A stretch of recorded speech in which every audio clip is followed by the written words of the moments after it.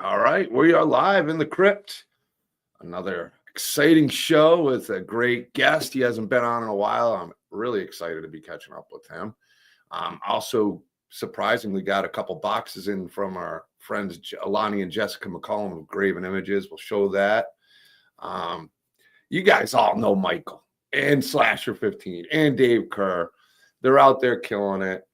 It's been a long time, like I said, since I've really had a chance to sit down with Mike. I think the last time we were talking about Slasher Nurse, which I'm sure we'll be talking about again today. But yeah, let me pull up my applause because, of course, I don't have that ready. And it's not working here. All right. Well, I'm frozen. Great. All right. I was frozen. Hopefully that's like the last bit of it. I can move. I can see myself. I'm trying to pull up the round of applause. We lost that. But without further ado, let's welcome Slasher 15's own Michael McGlynn. Hi. How you doing, buddy?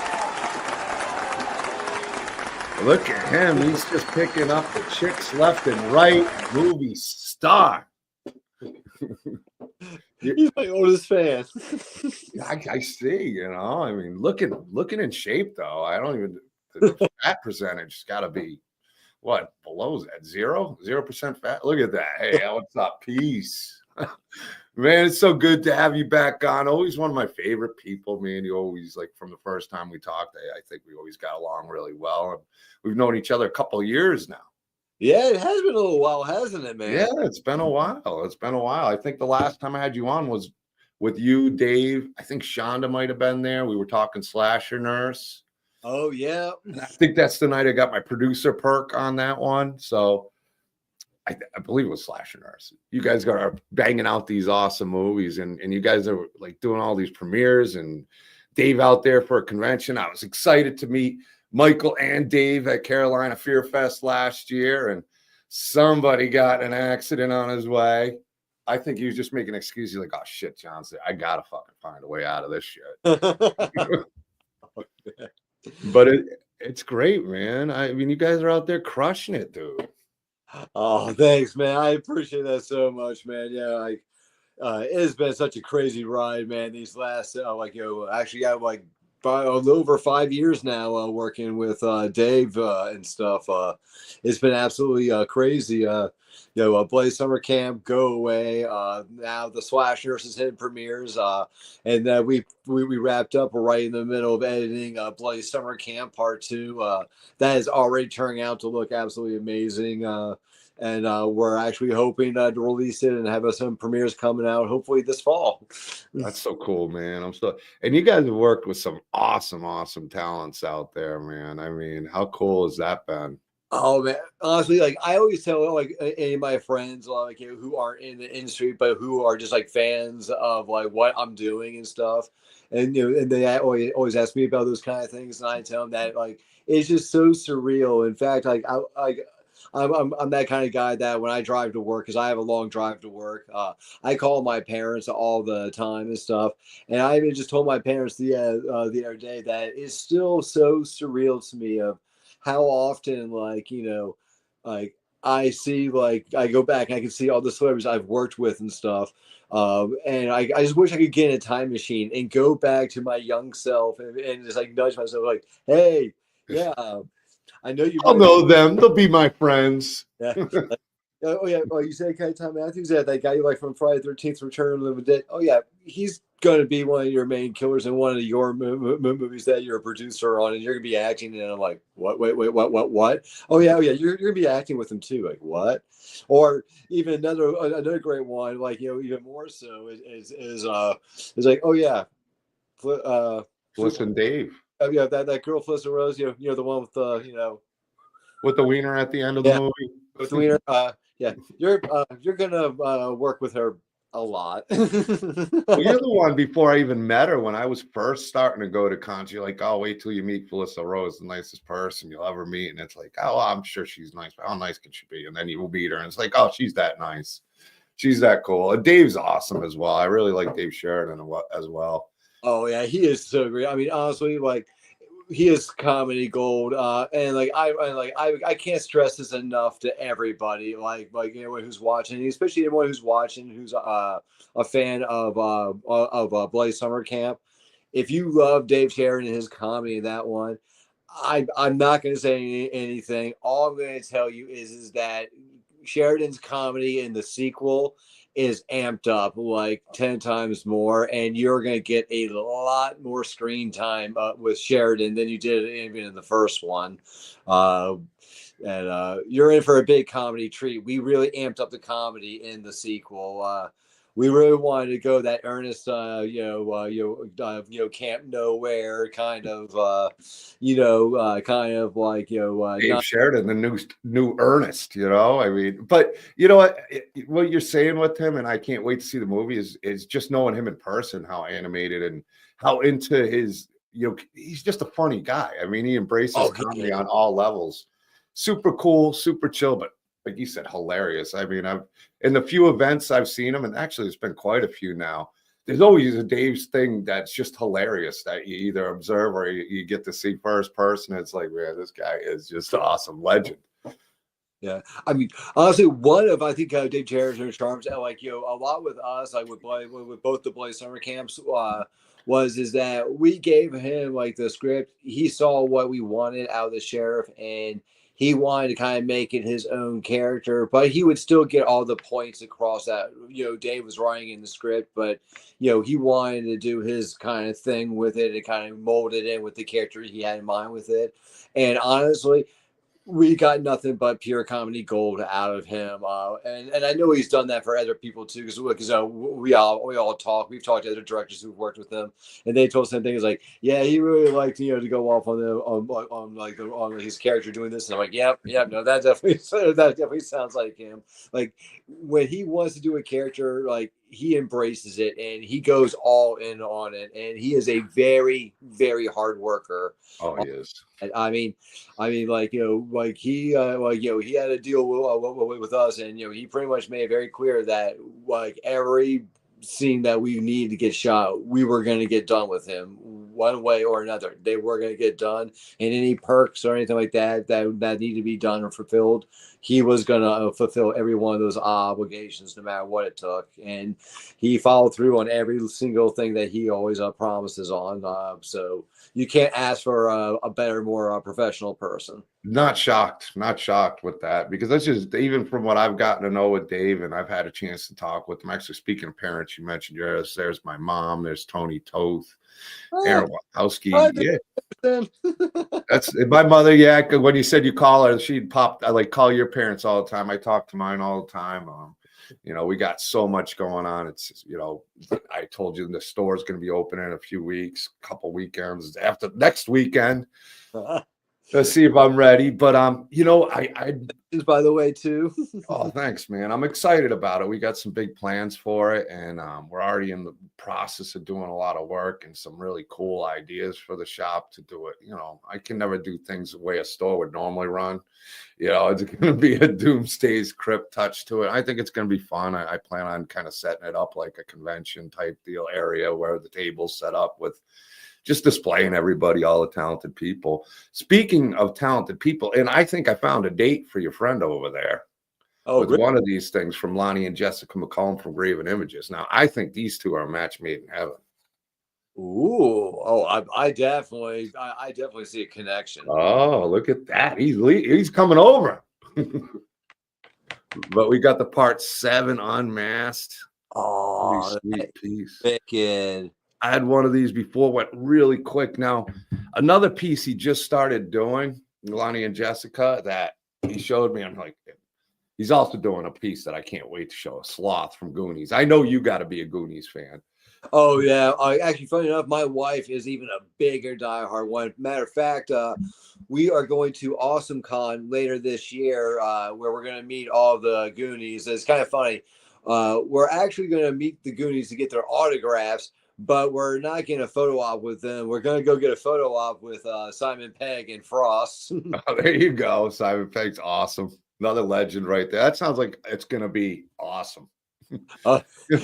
awesome con.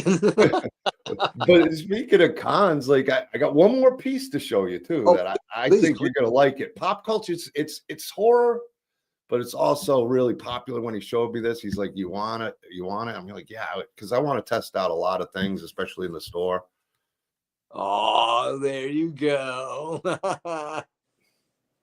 Brandon Lee Crow. This piece is sick. I thought the hair was real. He painted it so good on this. The hair looks awesome on this piece. Really cool pieces. Big thanks to Lonnie and Jessica McCollum. You Very know, good. we could play the dating game here for your friend. Which one, you know? Bachelor number one. The old dating game stuff.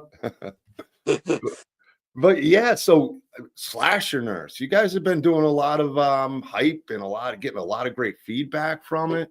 Oh man, I gotta tell you, I've only got to see Slasher so far one time. Like it's had a few premieres, and I just had not been able to catch. And one was in New Jersey, but I was at a con, I was at Mad Monster when that was happening, so I couldn't go and see the one in New Jersey. Then there was a playing in Charlottesville, Virginia. I was gonna go to that. Then I actually got food poisoning, so I actually did end up not going anywhere. You My, just my wife still went and everything, and a lot of the cast, and there was a lot. It was actually a pretty good turnout from what I heard too. All showed up and stuff. But honestly, I am so like irking and dying to go see it again. I can't stress this enough. Like as far as just like a kill gores movie, just the pacing and everything, the cinematography, the locations. This is definitely our finest work. And I'm not trying to sell people to hey, check us out, check us out. But I really am not kidding you. This like the Slash Nurse is, I think, some of our finest work to date. It really showcases how far we've come along. I mean, especially if you're someone who's followed us, it's like I beg you, like go watch Curse the Slashers, like the very first original time Dave did it, like when he had like about 1,700 like a budget to make that film and stuff, versus what he did for this reboot and stuff. Most people are not even going to believe this is the same director. I'm telling you, it was just so amazing. The cast did so phenomenal. They're like everyone just hit their mark perfectly. Everyone's been getting a lot of praise on the cast, and I agree with them. Everyone was just phenomenal. Like there was no overselling or anything like that. Everyone just hit those right characters, those right emotions. I know I sound like I'm overselling it, but no, you're not though. I've seen your guys' work. I mean, even from the older stuff a few years back to what you're doing now. I mean, the production quality, like you said, you guys obviously learn from everything. I love the sets that you guys use. I can't wait for Slasher Nurse because I know you guys we're filming in a really cool spot because I remember when you guys showed that and I was like, wow, they got a really cool place to shoot this film. oh, And so many. We rented out a hospital, for the nurse to, for the whole nurse, like montage and everything else. I don't want to say too much 'cause I don't want to ruin anything or give you any spoilers. yeah, But everyone knows there's a bar. We also had this really cool church. the busiest place, Yeah, the and bar. a haunted farmhouse. There, these are all things that you probably have seen, all seen in the trailer and stuff already too. But there's so much more to it that you're going to see in the movie. Like you just everyone just got a little taste of those locations. You're going to see so much more of it, and it really just like I like it was one of those kind of cases where like wow. You don't really think about all the different locations, like sprinkle them all throughout the movie, like how much it really makes that movie come together that much more. Like it was really amazing. I can't wait to see it. Like I'm excited. I mean, you guys, I know how much you put into that film to get, you guys worked hard on the campaign. I know you worked hard and Dave worked hard and everybody on the team worked hard and you guys really put it together and you got it filmed and now you guys are playing. Now I got to see it. I can't remember. I know I got I was a producer on it, but I don't know if I ever bought a Blu-ray. So I'm gonna have to make sure I get that purchased. I cannot remember if I bought the Blu-ray, but I need it. I need the physical copy. Slasher Nurse, man. The title alone is great, and that the poster. Absolutely epic. Love that poster.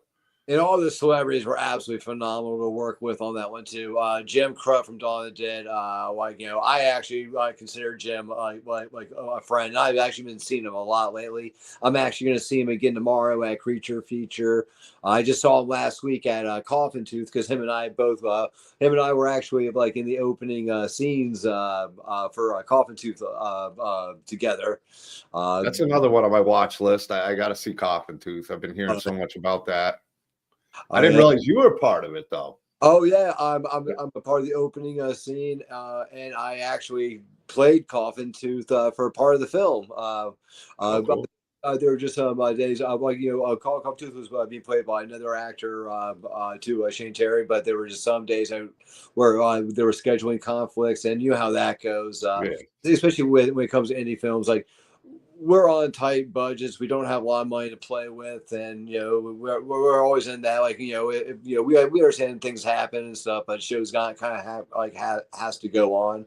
And so for a part of the time, I got to fill in and play the killer, which was awesome.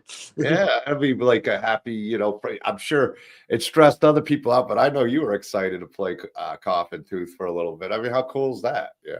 It was great. And honestly, the director and his crew, that was they were great. They were a really great experience all around. I know one of the things I said, Coffin Tooth was actually funny enough. Coffin Tooth up until Jim Krypt and Jeff Lindbach showed up, but even then I didn't know Jim Krypt yet. It was the first time I actually met Jim in person, but I already knew our mutual friend Jeff Lindbach, but he wasn't there yet, and I was already there early to do some filming. And it was the very first film set I ever was on where I looked all around at everybody, the cast, the crew, and I was like, oh my God, I don't know a single person here, which never happens. Like, every time I go on, like, at least half the cast, between the cast and the crew, like, I know at least half the people on here normally, like, it's one way, shape, or form or another. And I was like, wow, okay, this is a little intimidating. And honestly, they couldn't have been any more nicer, sweeter, like more welcoming and stuff. Just some of the nicest bunch of people, just sweet, like I said, it was just such a great time. And what was started off as very scary, very nervous, turned into just very fun, just really great film experience all around. Like I said, I got nothing bad to say about that whatsoever. It was a great time. Yeah, well, it took you out of your comfort zone, I mean, in a sense, which is always, I had Jen Angle on the other day, and she was like, oh, it was the first time I did a project for something other than the crew I'm used to. And you always miss your crew and your family, but it's always cool to try to, you see something different, you do something different, maybe brings something different to your game when you go back and you continue working with Dave, and you get to experience meeting new people that, hopefully you and Dave and Slasher 15 are working with in the future. Oh, absolutely. No, and there are so many stories we've already worked with. Like, we want to bring back again that we just absolutely love and adore. I mean, I obviously, we use Felissa all the time. But even just from Slasher or something, we would always love to work with Jim or Brian Brimmer or Brian's an awesome dude. And Beverly Randolph too. Like, they were Beverly's great. Yeah. Absolutely, also so sweet. I absolutely just I really enjoyed our time all working together. They're all absolutely just so amazing people, and actually Diana Prince, who's also a Slasher. Oh yeah. She was great too. It's just we didn't get to have as much time to really hang out with her, because she was in some of the more higher end location areas. So we were kind of more on that. We're on time crunches. Was to get this done. We got to get this and this and film and this film and this film. But she was a great trooper. She got every shot for us, and she actually even gave us a lot of applause that she had probably some of the most longest screen time in any film she's done so far, she said. Maybe we'll see Slash Nurse on Joe Bob, Oh, that would be awesome. Hey, I could see it happening, You guys are making great waves. Yeah, we got her and Joe Bob both and play summer camp too. Yeah, it's like the least you guys can do is play the movie. which actually Joe Bob, as our new camp owner, he was awesome. He did a great job. And there was one really awesome memory that I got so giddy about, even me and Dave and a few of that people were kind of like in the back, kind of like absorbing this, like, this is so awesome. But if anyone who's seen our trailer for Bloody Summer Camp 2 will knows that obviously we couldn't use all of our normal cast because they were all in the first one, and almost all of them, They met their didn't quite make it. exactly. They got bloody at summer camp. So we had to go with a completely all new cast. So we had nothing but fresh new faces, and actually, it was a big change for us too. This is a much younger cast. Like, well, when we had our usual campfire scenes, and we were handing out the beers, Dave stopped and goes, "Wait a minute!" He took them all back. You got an ID? He's like, "I know some of y'all aren't 21. Which ones of you are not 21?" And we made sure to dump them out, put in water. Which, when we did the first one, wasn't a problem. Like, we all know everyone here is old enough to drink, but we actually had that problem. But what was really cool for that memory was when we were having one of our breaks, and I can't remember. I think it was either like lunch or dinner time. I want to say it was our lunchtime one. I felt like we had a small little next generation of the last drive-in going on, because it was like all of the young new cast members were all hanging out at the same table with Joe Bob, and Joe Bob was literally just sitting there the whole time talking about movies with them and like all the different things, like just how you would see him on his show. Well, that's he's who he is, I guess, and it's cool that he's like that with everybody.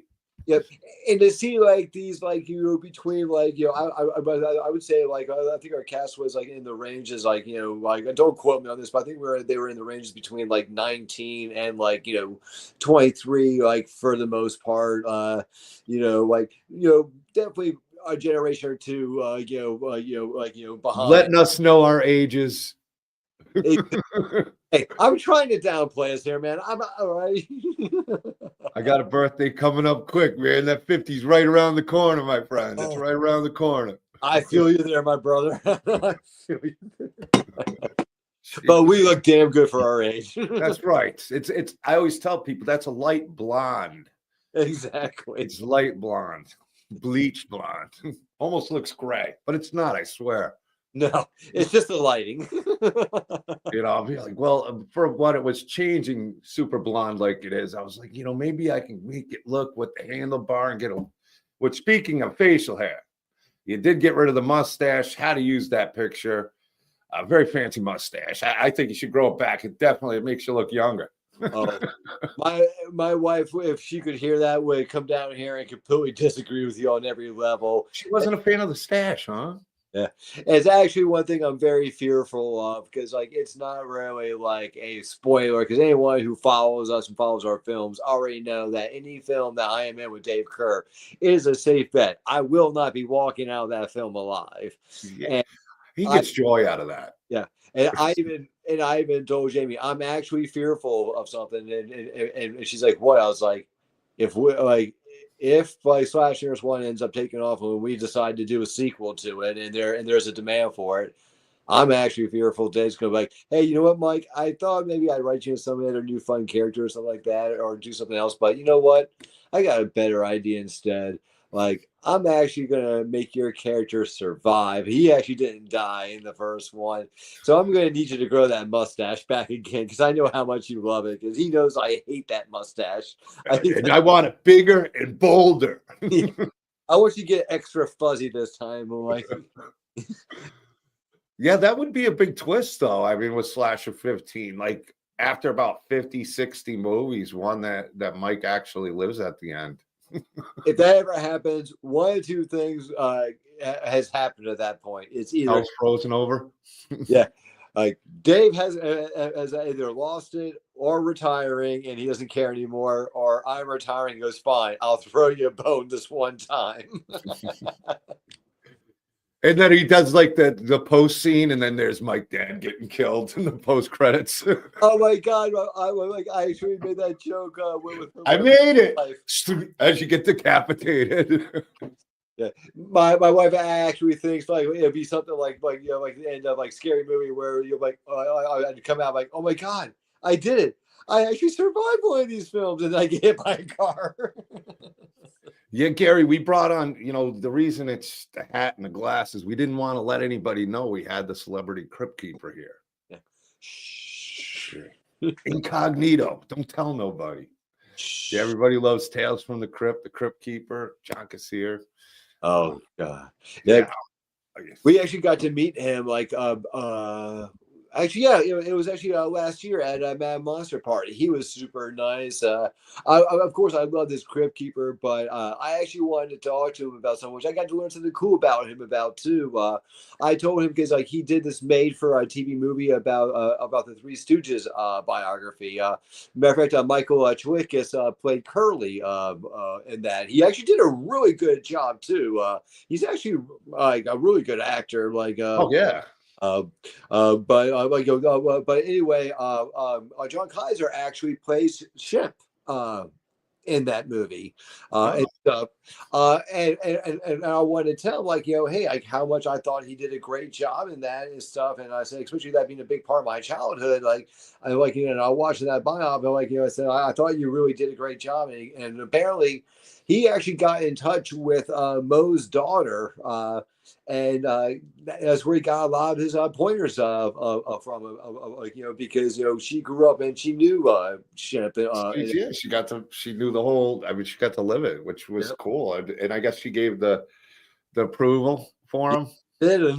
I mean, honestly, in my opinion, all the main cast members, in that movie, even though it was a made-for-TV movie, I thought the casting was spot on. I thought they all were just absolutely phenomenal. It kind of felt like you were watching the color come on to their shorts, and you're seeing now behind the scenes what they were, and they were very good at getting all the good points, and throwing the fun little nods, how in real life, Curly was a really big diehard animal lover, especially dogs. He really loved dogs and stuff, and he would adopt a lot of dogs from the film set. And matter of fact, there's a few times you see the Three Stooges shorts where you see him open up a door, you see dogs come out, run out, or he's running or being chased by them. Those are all dogs that he pretty much adopted and has been taken care of on the film set. They're chasing them for food because they love them. They're not chasing them to bite them. I mean, I was a huge Three Stooges fan as a kid myself. I mean, it was such a. And Curly was always my favorite, but Larry, Moe, Curly, even the Shemp as I got older. I just always missed Curly when Shemp, was there. There's something special about Curly, but agreed. That's cool. I'll have to check that out because I might have seen it. When did that come out? Oh, I think it came out in I was the early mid 90s. I probably have seen it then. I probably have. Because I was a diehard myself. Anything Three Stooges, I was all about. And it's not easy for somebody to play any one of those characters, because they're so iconic. And I want to check it out. If it would impress you, I want to see it just for that reason. I'm guessing John was probably like, hey, somebody's not talking about the Crypt Keeper. It's actually something that I'm sure he was passionate about to do. I mean, I'm guessing he's a huge Three Stooges fan. I mean, who wouldn't be? Yeah. I mean, that's a huge honor. I mean, and I could see Chicklets playing Curly. I mean, he, like you said, he's a great actor. I mean, he can play a badass. He can play funny. He's done everything. Mm-hmm. Oh yeah. I mean, and like I said, they really hit all the marks too, and they did good historical accuracies too. Like their early times before they became the Three Stooges. They used to work for Tom Hurley and in his Stooges. They tap into that, and even when Shemp wanted to break away and go solo, and that's when he got signed on to do The Invisible Woman, and then he did a few other things. Funny thing too, he actually showed up in a small cameo role for Abbott and Costello Meets Frankenstein. He's actually one of the party guests in the at the costume party. He was actually the guy in the night hat. He goes, "Did you see that? Did you see what's on my friend?" And it kept falling on his face. He goes, "I'm sorry, I couldn't see nothing." That was actually Shemp. Was it Shemp? Really? Yeah. I didn't know that, and because I'm a big Abbott and Costello fan as well. I mean, and some of the best Universal Monsters were an Abbott and Costello versus Frankenstein or Meet Frankenstein or any of those. I mean, those were some of the best Universal monster movies. Oh yeah, I mean, in my personal opinion, I kind of felt like Abbott Costello Meets Frankenstein is like the first true horror comedy. Like Absolutely. I can't think of anything prior to that that really was what they were going for. They really wanted to go for the horror, like we are gonna kill a few people and stuff, and they're like and we're gonna bring in the monsters and everything, but we still want to make people laugh at the same time. And it's kind of like back then it got the wrong message. People were like, oh no, you're making fun of all the monsters now, so they became uncool. But like nowadays in today's society, it's like horror comedies are actually just beyond more like loved than anything. It's kind of like our angle. We do basically horror comedy, which Yeah. it's my favorite genre. Bloody Summer Camp, I mean, right there. You putting Dave Sheridan in a horror comedy, it's gold. Yeah. Oh, yeah, absolutely. And I love that about a lot of the indie is horror comedy, and it works so well with indie. And the funny thing was, even in like Go Away and Slashers, we really weren't trying to go with any comedy. We are trying to go more straight slasher, That was, yeah. And the funny thing is like, even though we definitely did what we were trying to do, the comedy still ended up showing up somehow. Anyway, part of it is just some of the characters. Like one of them is like Felissa Rose, like Overtop aunt. oh my god, the drunken aunt and Go Away. Oh, she was freaking hysterical. And then in Slasher, she plays a crazy cat lady, and I didn't think she was going to top her drunken nurse. And then when I saw her at at the premiere on as the crazy cat lady, I was like, crap, I don't know which one's her best one now as far as being the most hysterical. But it fits her so well. I mean, she plays those roles spot on. I mean, she's such an animated person, and not saying she would be anything like from Go Away, where she was, the drunken aunt, because she's not that neurotic, but she's definitely fun, and she's definitely one of those people who's gonna talk to everybody and socialize and oh yeah, and stand out the way she does, no matter what she does in a role. And she brings energy to a set every time. Like no matter what the energy, if the energy level in the room before she shows up is a 7. When she gets into the room and starts working the room right before filming, it jumps to an 8.5, sometimes a 9. She's the espresso shot, double espresso. Really is. She just gets everybody motivated and happy and ready to do it, and she's just all excited about it, and just really wants to do the lines and stuff, and and she really believes in what we're doing too, and that's what I think really shows a lot. Especially on our sets, is like she comes on, she really believes that what we're doing is going to be something possibly that could be very special in the future and stuff. Because she was already talking to me and Dave. She's like, so we are doing we are going to do a Bloody Summer Camp 3, right? And we're like, well, I mean, I'd love to do a trilogy. I mean, well, in Memphis, I hosted the celebrity panels there, and Dave and Felissa, I hosted their panel. And I did bring up the Slasher 15 guys in you, and we talked about you guys for a bit and how much she loves working with you, because everybody's talked about their big films, but I'm so proud of you guys. So I make sure, like when I was doing the panel, sneak in my my favorite people, my favorite indie filmmakers that some of these guys worked with. So yeah, you guys were brought up. The Slasher 15, Michael McGlynn and Dave Kerr talked about you guys for a little bit, so it was cool. Gotta be proud of you guys, man. Oh, I appreciate that, man, so much, brother. Thank you, man. Like I said, I'm still in that shock and all. Like I said, this just was like a bucket list thing when I first started off. Like, get killed in a camp slasher film, and it'd be something that I could throw on my movie shelf and show my friends every once in a while. Like, hey, look, guys, like I was in a movie. Yeah, but you're killing. I mean, you guys, like you said, I mean, you're working with some great. I mean, you worked with Robert Mukes, you worked with Tom Matthews. We already talked about Felissa and Dave. Oh yeah. Who else did you've worked? Oh my God, you worked with a lot of the Nightmare on Elm Street cast as well. A Tuesday night. Night. Yep. God, you worked with now with Joe Bob. Oh yeah, Joe Bob and Darcy both. And Darcy. Yeah, Darcy twice. And then we also worked with LC Holt from Your Next. Justin Markson from Haunt. He was the clown mask killer. Also, I worked with a rock star, Jeremy Spencer from Five Finger Death Punch. He was one of the founding Nice. members. Uh, Sweet, man.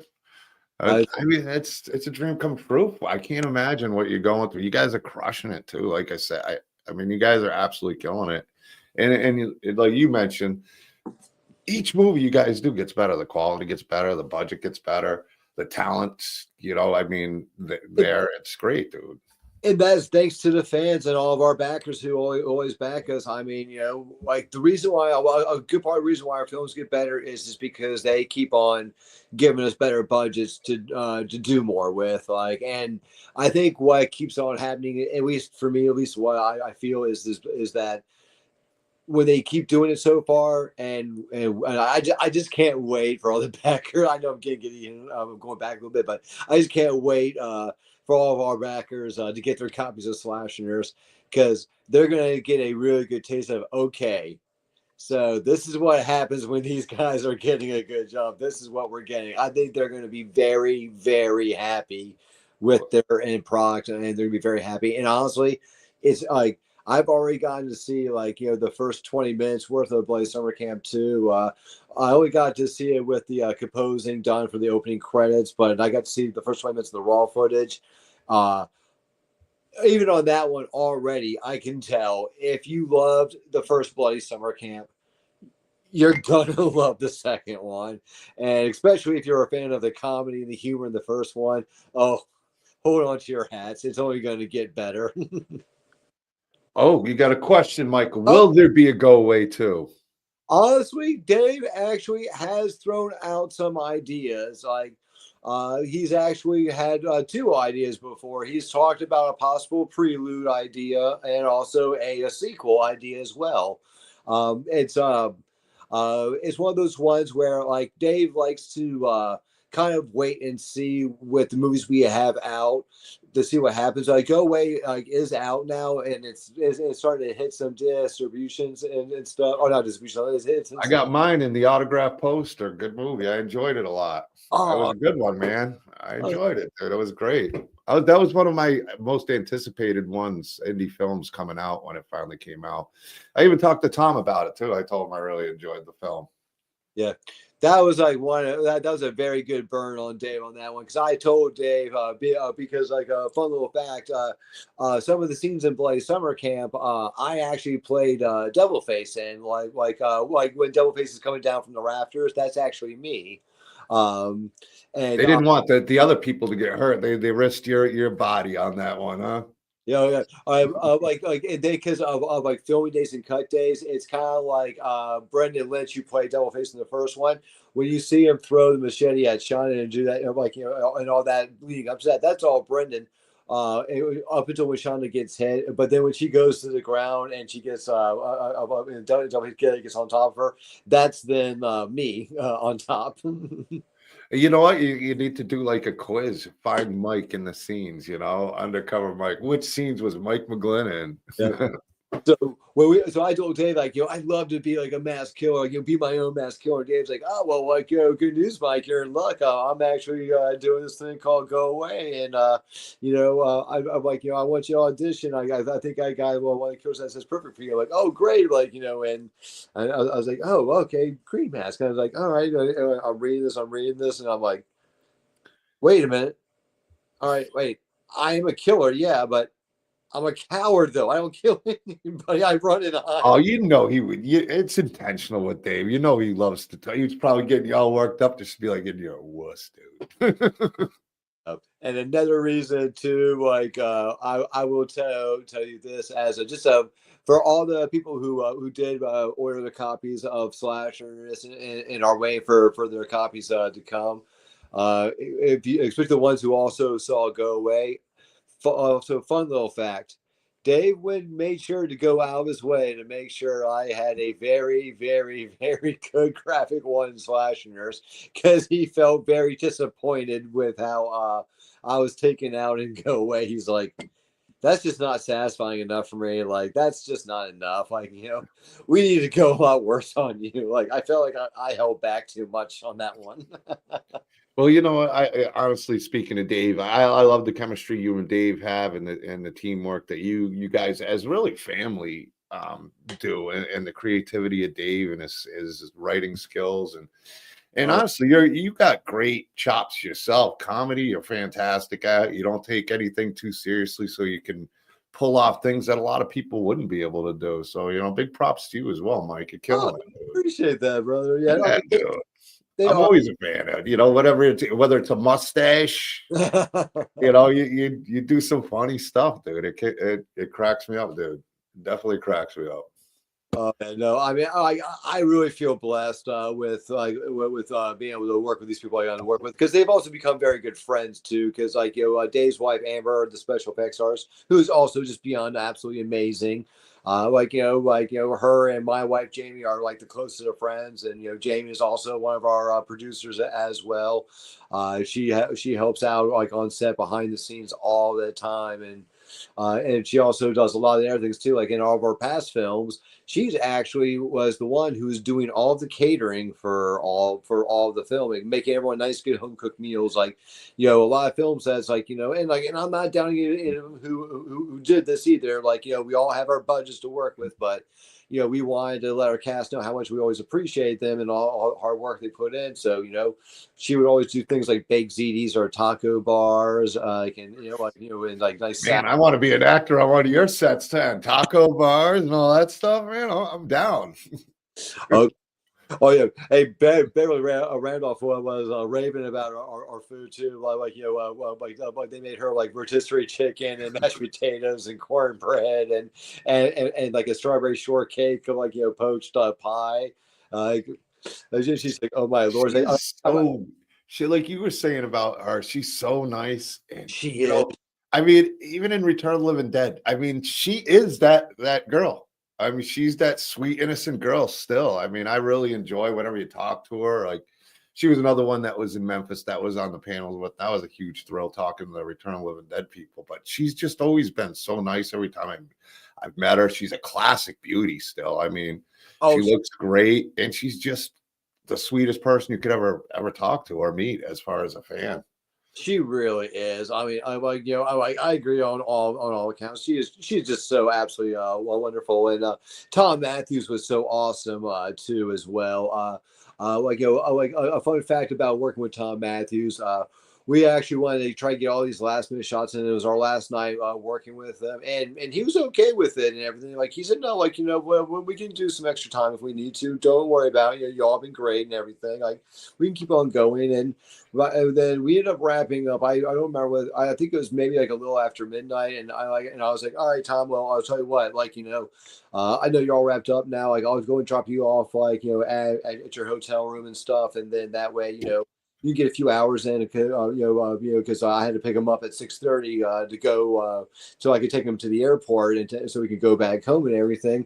And then he was like, "Well, wait a minute, what's going on inside?" I was like, "Oh, well, a lot of the cast it's their last day of filming, so they're having like a little fun little scene." Like he goes, "Well, that sounds a lot more fun than my hotel room," and he just walked right inside and he started having drinks. Oh, he's I've run into him several times, and I've definitely gotten to know him. He thinks him and my dad get along great as well. But he's one of the most down to earth. If you didn't know he was Tommy Jarvis, Tom Matthews, you wouldn't know he was a celebrity. He's just one of the most down to earth, blue collar dudes you'd ever meet. And he genuinely even does the cons and a lot of it. Just he does it for the fans. I mean, the guy has a successful business on top of what he does, but he genuinely does the cons because he loves talking about these movies. He loves talking to the fans about it. Even the one I did the panels, we did Return of the Living Dead. Unfortunately, CJ's flight got canceled. He still came up and did the Friday 13th Part 6 panel by himself, and that was really cool. And he did it for the fans. He didn't have to do it. He could have sat out there and signed more money for autographs, but he genuinely loves talking about these films and his experience on them, and he'll sit there and talk about them forever. Oh yeah, no, like I said, he was just an absolute complete class act. Matter of fact, like just to give old Dave a nice little nod here too. Like I did tell Dave about this. He's aware of this, and this is 100% factual, true too. I was the one assigned to pick up Tom Matthews from the airport. And I'm not kidding you. Our conversation when he got in and got comfortable was like, so Michael, are you an actor? And I was like, well, actually, I'm an actor, and I'm also Dave's producer. He goes, oh, so you know Dave? I was like, yeah. He goes, so have you read the Go Away script? And I was like, oh yeah, I definitely have. He goes, it's a good script. Dave's actually a really good writer. It was like I actually was really getting into this. It was like, a lot of scripts. I just read through my lines and like in some of my scenes. He goes, but I was really getting into this. Like I actually started from the beginning and read the whole thing through. Like I actually like this story. Oh, I talked to him about it too. Because of course, I'm going to bring you guys up when I'm talking to him. I was a big fan of Go Away. He's like, yeah, slasher 15 guys, and they got incredible potential, and they're really doing some great things. Yeah, so many good things to say about you guys. Okay. Yeah. We would love to work it with again too. I know he was a big starstruck for a lot of us because especially on that level, kind of like what you said is like, he was like the lead guy from Return of the Living Dead 1 and 2, and he was Tommy Jarvis as well. For a lot of people, for a lot of fan base, Part 6 was a lot of people's favorite in the whole entire franchise. It was my first one in the franchise to watch. I always bring it up. C.J. Graham as Jason, and Tom Matthews as Tommy Jarvis was my first. Yeah. Mine was actually Part 3 was the first one. That's a good one to start with. That's a good one. But really, what's great about the Friday the 13th series? I didn't know the lore. Like I didn't know like Jason in the situation in Friday the 13th Part 1. So when I watched that movie on TV, I'm waiting for Jason. I'm like, all right, well, it's Jason. And I didn't know the whole twist. So for me, it was a great twist. I know some people complain about it, but that was kind of one of the most fun Friday the 13th to watch for me is the first one. Oh, and just the magic they brought to like the absolute sheer I want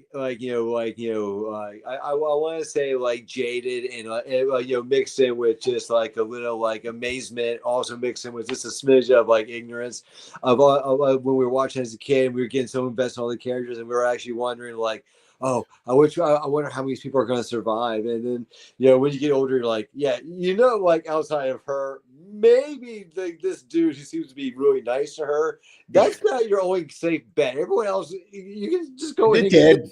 They're dead. But we were watching as a kid, you're like, oh, but maybe they're gonna survive. Maybe they're gonna make it. You're like, nope, no, they didn't make it either. Oh, rads. Well, my favorite memories of horror was really, and I love the movies. Don't get me wrong, I always loved the movies. But as a kid, and it wasn't like now where you could just pull up any movie and you can find any movie you want and just watch it. It was an event, especially a kid with parents like mine. They weren't letting me rent anything with an R rating. So when my friends would talk about like some of the movies, and I was like 8, 9, 10, I didn't blame my parents or anything like that. And when you finally get to watch it, the whole anticipation and the fear your friends put into you before it made it like an experience going into it. Mm-hmm. Sometimes it worked, and sometimes like, I thought you guys said this was scary. I'm going in all nervous, like, oh man, I don't know if I can handle this movie. This was tamed, man. Nothing. But I mean, just that's why I love horror, though. Just out of when we talk about the old films, the old Friday the 13th, anything from the 80s. I mean, I was born 76. I forget when you were born, but I'm pretty sure we're pretty close in age. Behind you. Yeah. But so you understand the experience that nobody will ever get to experience again. Like that kind of experience is over. The 80s was the way. That was the best era. I don't care. You guys missed it. You lost out.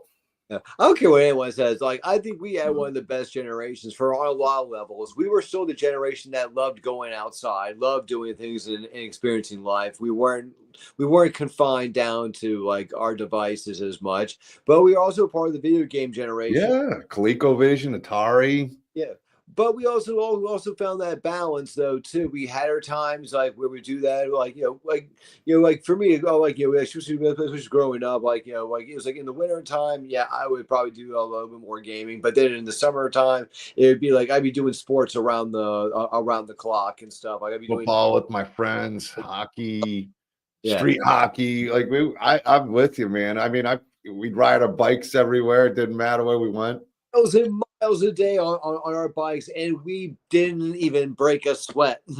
No, I'd ride my bike a few miles, and there was one place always a hill, the huge hills and stuff. And then you'd go and play street hockey or football or something for 4 hours. Then you'd ride the bike back, and it was, it was great, man. Your kids don't do that anymore. I remember exploring as a kid, and it was just such a different world. I mean, my parents, they were protective against movies, but I'd be out exploring things once I was on my bike because we didn't have the cell phones. It was just a different way I'd be jumping in ponds, catching snakes. Luckily, they weren't poisonous, And I mean, I was one of those wild kids where it didn't matter. I was going out and doing something, no matter what. And then video games at night or sometimes in the afternoon. Exactly. I mean, like it wasn't like it wasn't part of our lives. It wasn't primary in our lives. Like, for me, going out and hanging out with my friends, kind of like you said, get on my bikes, and like especially because like I lived out in like the sticks and the boondocks and stuff. Like, so we had a lot of woods, a lot of trails and stuff, and a lot of those kind of cool paths. So like to me, I like growing up, I was more about wanting to go out and do those kind of fun things than I was about sitting and playing video games all day. You kind of like what you said. At nighttime, it'd be a mixture. It's either I'm watching horror movies or I'm playing some video games or something like that. And I think that's why a lot of these indie films are looking so good because it's from a lot of them are from our generation that were horror fans now at that age, and with the convenience of doing indie movies, able to come up with good horror stories because we understand them. We lived them. exactly. I mean, like, and we're just trying to bring that magic back, to like some of these other generations, or even to our own generation, Yeah. and giving them something that was that would, well, at the very least is it gives them that reminiscent of like, hey, this feels like one of those movies I watched. Like, like one of the biggest compliments like I think I ever heard from someone about Bloody Summer Camp was I forget what con it was, but sorry, but Bloody Summer Camp was definitely playing there, and they came out and he goes, man, I just want to let y'all know that your all's movie, that movie is one of those movies that one, it felt like it looked like it was a movie that was done in the 80s.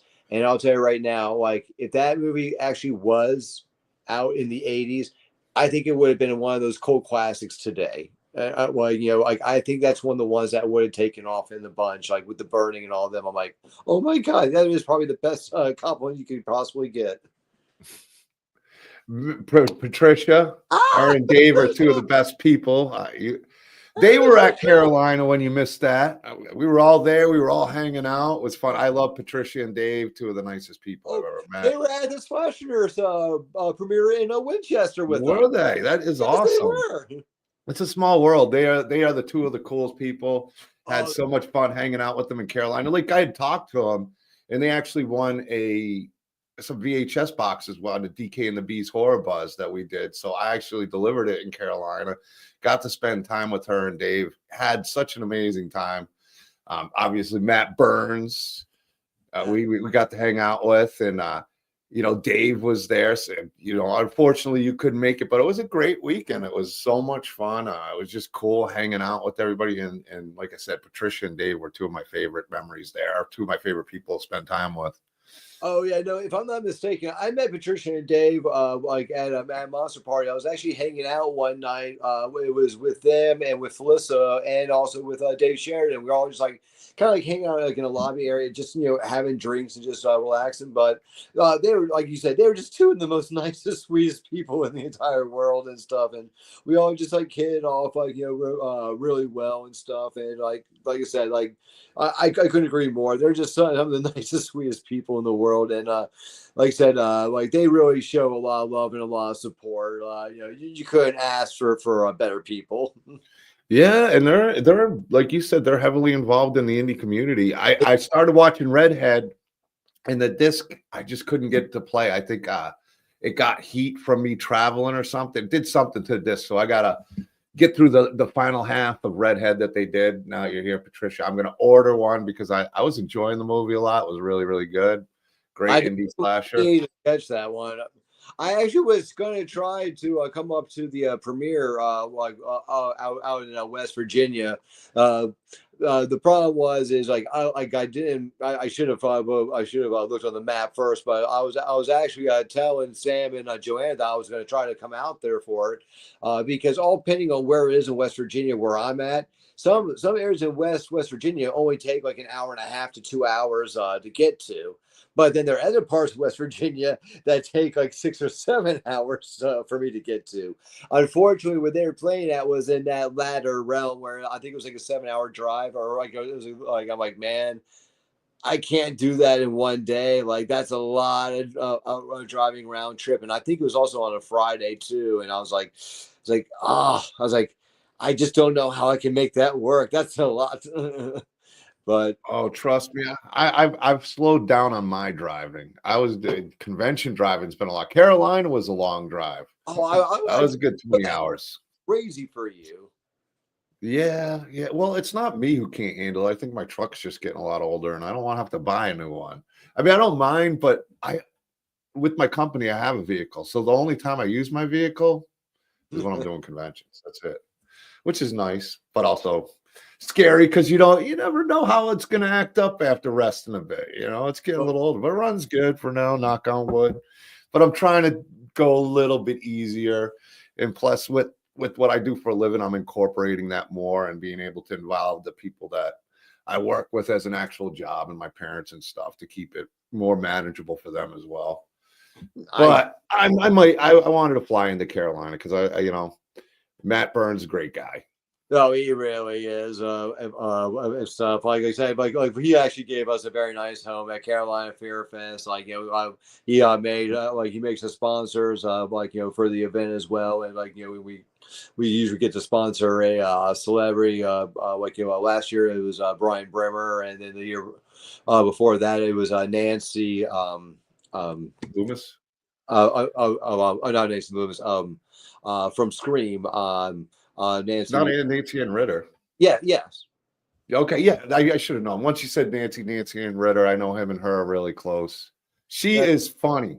Oh yeah. No. Me and Beatrice had her on, and she brought out the Wild and Beatrice, and it was one of the most fun interviews. Me and Matt just kind of sat there, and if you could keep Matt from, Matt was kind of like, oh, he just sat back and enjoyed the whole thing. So it was fun having Nancy on. She's a fireball. So sweet, because our booths were together. When that year we were sponsoring and stuff. When the event was over, Matt was like, "Hey, are you going to be leaving? To go, home and stuff?" And I was like, "Oh yeah, I definitely am." And he goes, "Oh, would you mind dropping Nancy off at her hotel?" And I was like, "Yeah, no problem at all. Her and I've been chatting a little bit. She's really nice and stuff. So yeah, of course."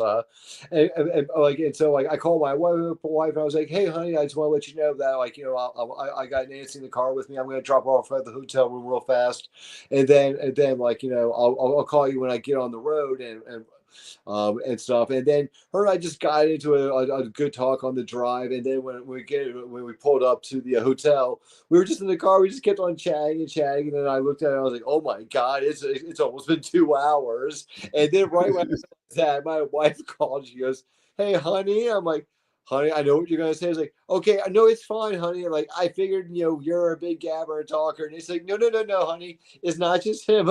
I'm also a big gabber and talker." And she goes, "Okay, but you don't have to defend him." He goes, No, I'm not. I promise, I'm really a big gabber and talker too." She's like, "It's okay. I just want to make sure my husband was okay because he said he was going to call, and it's been a couple of hours." So I'm like, either he forgot to call me, he got to an accident, or he's still chatting it up. I should have known he was still chatting it up. Well, that's a good thing, though. That's a good thing. And she's definitely a talker. You could say, even when we had her on the show, she was just fun. It's never short of conversations and fun with her. Oh, no, she is so sweet. As a matter of fact, her and I actually were in a movie together recently, Blood and Breakfast. Blood and Breakfast, yeah. Awesome. Hey, speaking of Nancy, it's her birthday today. Oh, is it? So we'll wish Nancy Ann Ritter a happy birthday. The bathroom girl herself. Happy birthday, Nancy, if you're watching this. Oh, I'm sure she's not, but but that's every once in a while she'll pop into Doomsday's Crypt. Let's see, Lydia Manson. She was just on the show. Love Lydia, super talented actress. I'm Absolutely. excited for her as well. Um, Patricia's here, and somebody I think asked, "What's John been up to?" John, if you're talking this, John, yeah, we're getting ready to open the store next weekend. I mean, I'm excited about that. We got some really cool stuff in the works. Lonnie and Jessica McCullum, and we're working with a file guy named Morrow. He's doing some really cool files for, kind of like those that I'm really excited. Like I seen one and it's really, really good. And we got like 2 others that are in the works as well. But this first one, I can't wait to see the file finished and what Lonnie and Jessica do with it. Cause it's from one of my favorite franchises. And I haven't seen anybody do a piece quite like this. So it's pretty exciting.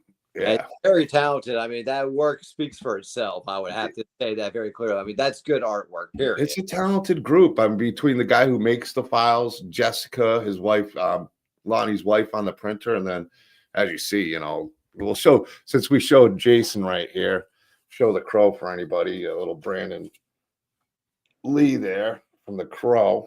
Really dig this piece. But yeah. Lonnie's a beast of a painter. And they're good people. They're really, really good people. And really excited about it.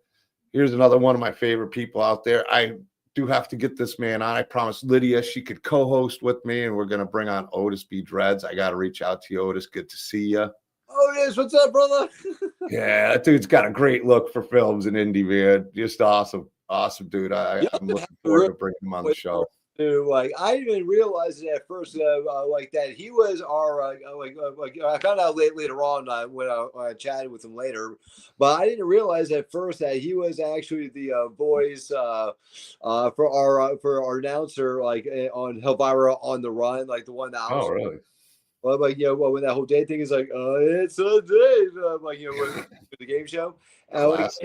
And then we did like a live feed, for a podcast for somebody, and we all came on, and that's the first time I got to meet Otis and see Otis. Like, wait a minute, who's this guy again? And he's like, oh, I was a guest. And I was like, get the hell out of here. And then he did his voice. I'm like, well, I'll be damned. Now I know who you were. Exactly. It's like, hey, you just don't know, man. I mean, so hey, if anything, that just makes it more impressive for Otis.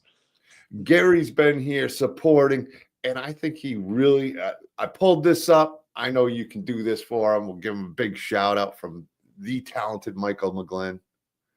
Oh, Gary. Oh, yeah. Hey, Gary, how you doing, buddy? Your friend and your Krypt keeper over there just seems awfully quiet. I don't know. It seems not very talkative. Partner. Actually, Lonnie does a Krypt keeper too. That's pretty cool. So I got to get that in my collection. God, I love that. That's a badass piece, and I like the hat on it. The hat and glasses really, ready for the beach weather with summer here, right around the corner, man. You can't tell, but he's actually wearing my deputy shirt from the War and Bloody summer camp too. Oh, nice.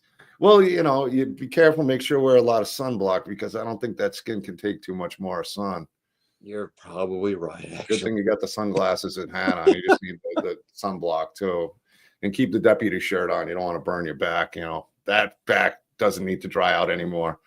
But you definitely want to get that V-line tan going on. So you gotta, or you need the, I'm looking forward to my farmer's tan. It's already starting to kick in. Sweet. Yeah, dude. Look at that. That's when the summer's here. I am so slacking on my farmer's tan. I know. You better get outside and pretend it's like the 80s. Go start a street hockey game with some friends or something. Every year it gets just a little harder to say. I wanted to get out and ride my bike, but my back was sore and I was afraid I'd break my hip. It's like 10 years ago. I'm like, yeah, I'm gonna go outside, middle of the yard, pop my shirt up. Like, that's right, ladies, check it out. Now I'm like, stop staring at me. Stop looking. The street's that way. My eyes are here. Eyes are here. I have a personality. You should get to know it first. Well, brother, it's been It's so awesome catching up with you. It's been too long. We're not going to let it be this long. Love to get you, Dave, Sean, Don, a lot of the cast that you guys got for some of these films, and get a group, get you guys on again soon, and catch up with all of you. But we're definitely going to get you back on again sooner than it's been a good year, I'd say, at least.